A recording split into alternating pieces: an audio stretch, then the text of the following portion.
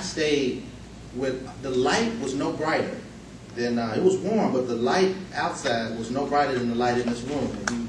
If you could measure the luminance, it was sunlight, but the clouds in the sky was like a canopy, almost as if the entire city of Washington was indoors, under the protection of the clouds in the sky.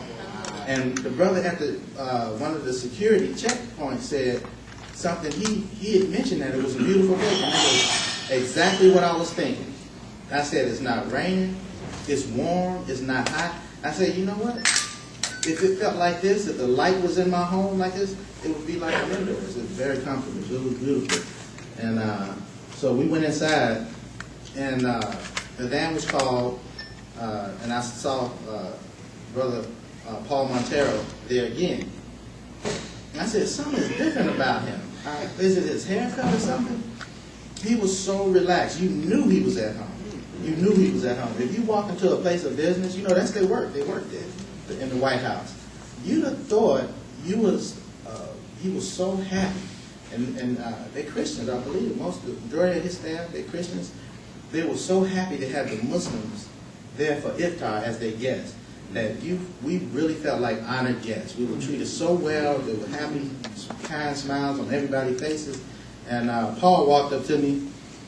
It might have been just before prayer, because we were breaking our fast. I think I was on my way to get a drink of water, and I saw the dates after I got the water. And he said, he just, passed it. And he looked at me and said, "You sitting at the president's table." I looked to my left and the right. I said, no, I heard what he said. So, but then again, my heart never, I guess it might have been up all day. I don't know. And it's probably still up. So I don't know. Alhamdulillah. You sitting at the bus, okay, so let me go in here. Walked in, sat at my table. They said, "Oh, greet me," very kind, and took the cards and sat down at the table. And, they announced him coming in. President Barack Obama came in. He greeted us. I think he started counterclockwise, and the head of ISNA was there. He sat to his right, and then there were, I don't want to make a mistake, there was a young sister that had written a letter, but we'll get all this information for you later. You can probably look it up if you look it up at the iftar, who sat at the president's table. But there were mostly women, sisters. And, before the president came in, I shouldn't even put myself on blast like this because y'all wouldn't even know. Before the president came, I don't know if it was the president, it was the lights, or I thought I was looking at $100,000 worth of gold. The plates was shining and everything, and I don't know what it was. Or it could have been because I had, forgive me, Robin, there were beautiful sisters to my left hand. I said, wait a minute. I looked around the room, the men was everywhere else. And the wisdom, most of them were Islamic leadership, heads of organizations, heads of states, imams, and I said they were very, very wise. They put me at the front table with my back to everybody else.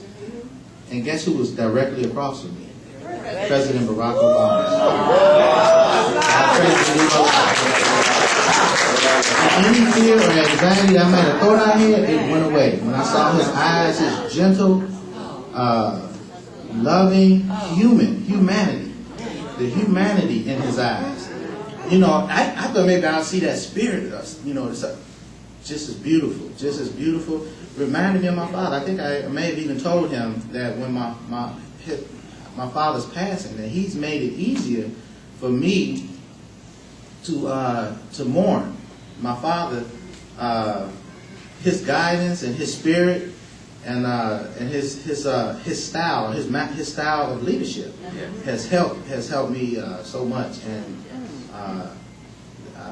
that I told him, I said that I believe in the change that my father predicted.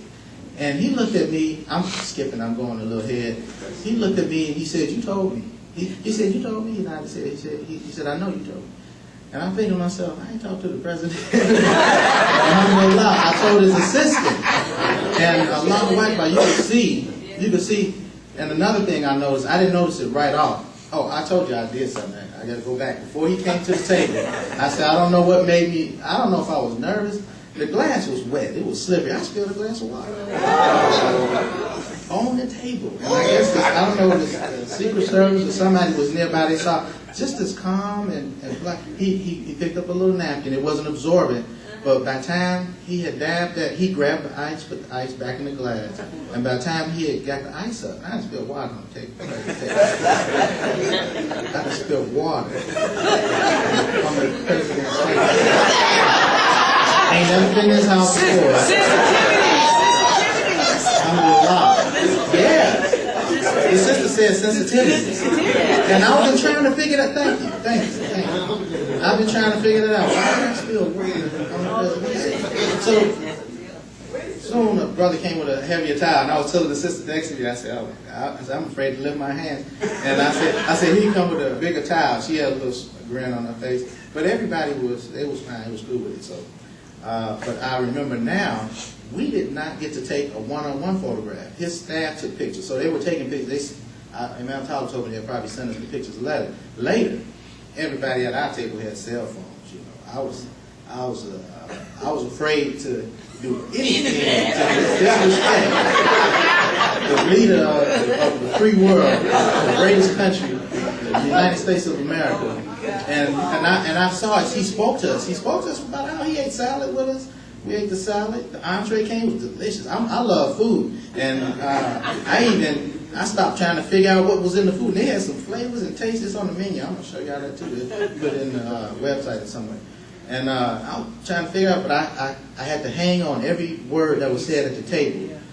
The questioner and the answers to the questions. So they was coming, they was firing them. Adam was answering questions, and he was talking, and he was responding, very gracious and very informative. And I saw in him his humanity, his real humanity. And I wanted to tell him, my discipline kept me. I almost wanted to tell him when he was talking about the little known statistic about violence in the world, how the violence in the past with the technology that we have today, that we are able to see and hear about things, but the violence in the past was much more extreme, that the violence is far less. There's never been a time in history when the world has been less violent. And he said, even in the United States. Wow. You see? So, alhamdulillah.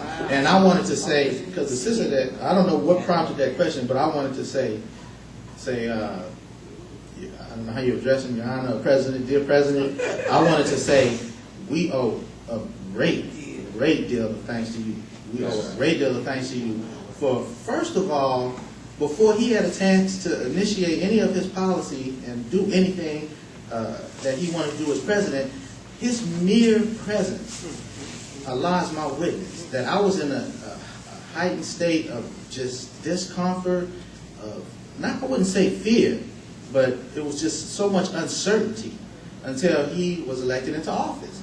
And that lifted a burden off of not just me. I know if I felt that, I know a lot of y'all felt it, and the whole country felt that he came as a great mercy and a blessing to bring peace back to a people that deserve it. We American people, we deserve to have the leader we have. And Allah knew it, so he sent him to us to lead the nation.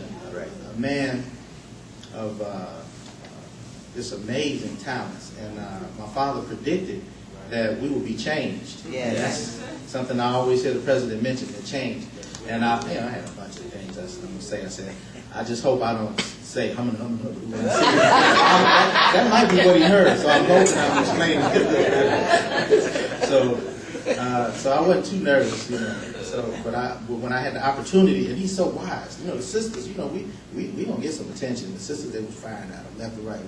One before she finished the sentence, the other one ducked in. So I stayed quiet. So the president was answering the question. He was answering the question, no matter which direction they came from.